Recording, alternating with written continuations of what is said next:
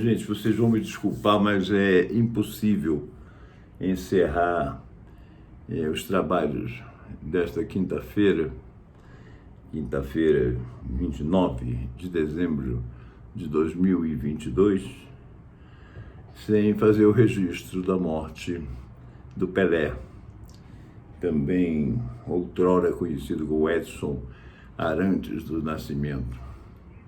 Pelé morreu aos 82 anos de complicações de um câncer de colo que consumiu muito tempo da sua vida no hospital, e cercado pelos filhos, e hoje é pranteado no mundo todo, mas as demonstrações de respeito, admiração, carinho e amor pelo Pelé, pelo mundo todo, vão continuar amanhã.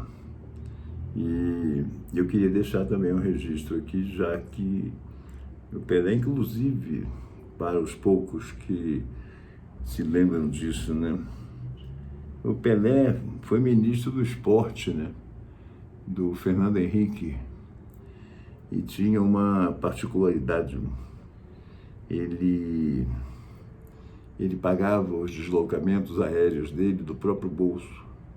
Viagem, seja nacional ou internacional, ele pagava porque não fazia falta para ele. E a burocracia do governo, a burocracia do Estado, né, não é do governo, a burocracia do Estado, além de, às vezes, ser burra, ela é quase sempre humilhante. Então, o cara, podendo se livrar disso, se livra de boa.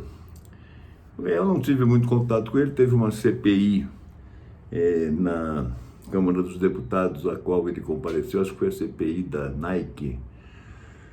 Ele compareceu e foi uma sessão concorridíssima dessa CPI, não disse muita coisa, não esclareceu muito, também não estava na alçada dele discutir aquilo ali, e o Pelé quase sempre era chamado nessas ocasiões como uma atração extra, não que fosse uma atração circense, mas era uma atração extra, era uma personalidade que transcendia a maior parte dos ambientes onde ele estava, e era por isso que ele era chamado quase sempre a dar o seu pitaco.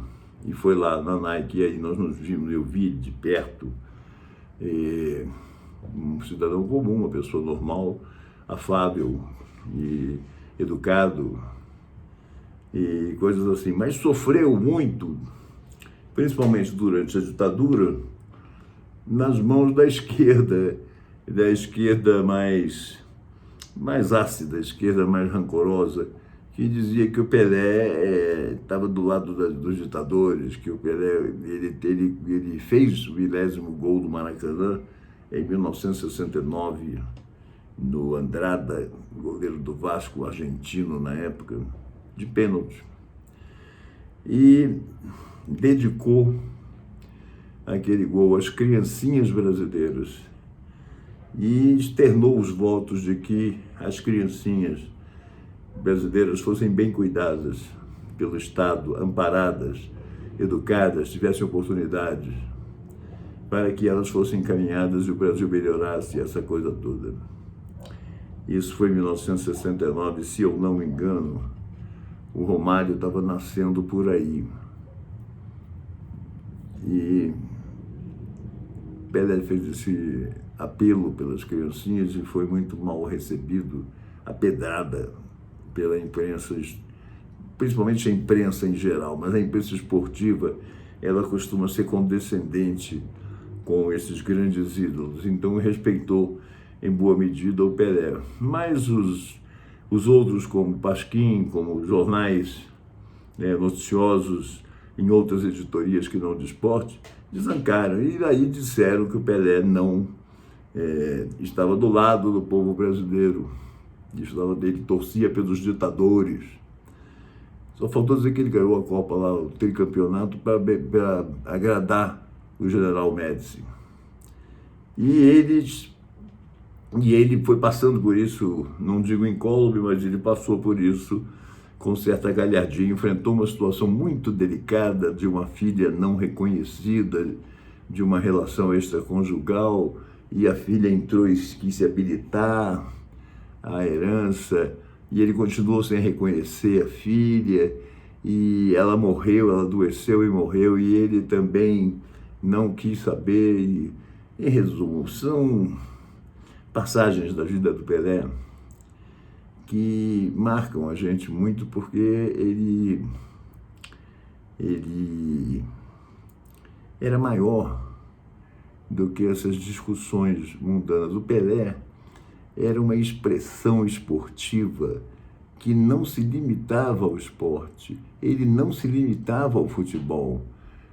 Uma vez ele disse numa entrevista, uma revista, não uma revista semanal, ele deu uma entrevista e disse: você tem ideia do que é você entrar num avião na Europa e descer desse avião no meio da África, num aeroporto pobre, num país pobre, e você sai do aeroporto e tem uma multidão aguardando você do lado de fora do aeroporto, e tem milhares de crianças gritando Pelé, Pelé, Pelé, e você nunca viu aquelas crianças, nunca mais vai ver. Você tem ideia do que isso significa? Isso era bem interessante na personalidade do Pelé. Uma outra passagem dele também foi com o Galvão Bueno na Copa de 94, nos Estados Unidos. E um árbitro, um bandeirinha negro, estava lá em campo, e o Galvão ouve por bem dizer: a propósito, esse é o único auxiliar árbitro de cor dessa Copa. E o Pelé na hora virou: você mesmo, Galvão, que cor? E aí ficou uma situação meio engraçada, mas triste, né? Mostra bem que o Pelé também tinha essa noção. Quanto ao racismo que tanto falaram, eu vi uma vez também numa entrevista ele dizer: olha, vocês falam assim do Pelé que vocês não conhecem o Pelé já foi barrado em boate em São Paulo, com toda a fama, com toda a grana no bolso, carro de luxo, tudo foi barrado em boate porque é preto. Então, eu acho que esse momento, aproveitando inclusive que nós estamos numa hora de grande expectativa por causa das mudanças na política, no mundo político, eu acho que é uma hora de nós darmos uma freada nesse carrinho nosso aqui, e para ajeitar as nossas abobrinhas aqui atrás e dar o lugar que o Pelé merece na história da política, do futebol, na história do povo brasileiro, a importância que o Pelé tem para o povo brasileiro. Nós vamos perceber isso a partir de agora, a partir da sua morte. Boa noite.